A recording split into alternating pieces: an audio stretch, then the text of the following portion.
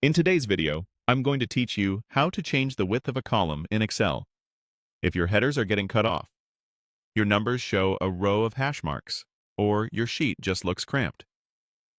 This quick method will give you precise control over how wide each column should be.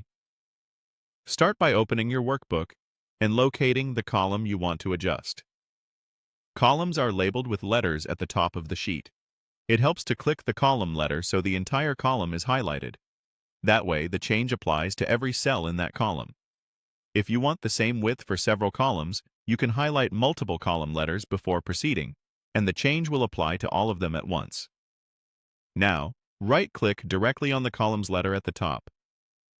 Right-clicking the header opens a context menu designed for column-level actions, so you don't have to worry about affecting just a single cell. In the menu that appears, look for the option labeled Column Width and click it.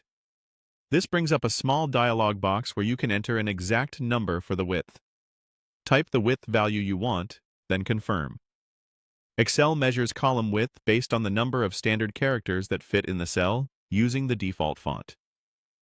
In many workbooks, the default width is around 8 to 9, which is fairly narrow. If your text is being truncated, try increasing the value to something like 12, 15, or even 25 for very long labels. Decimals are allowed, so if 15 is a bit too wide and 14 is too tight, try 14.5 to fine-tune the result. After you click OK, the column will resize immediately, and you can preview how your content fits. If it still looks off, repeat the same process and adjust the number until it's just right. A few quick tips to help you choose a good value. If you see ## in a cell, the column is simply too narrow to display the full number. Widen it until the numbers appear. If your text spans multiple lines because wrap text is enabled, remember that increasing width can reduce the need for wrapping and make your rows shorter.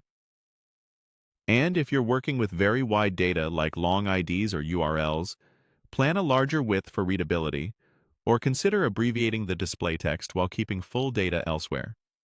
That's it. Right-click the column, choose Column Width, and enter a value. With this precise method, you'll get clean, readable columns without any guesswork.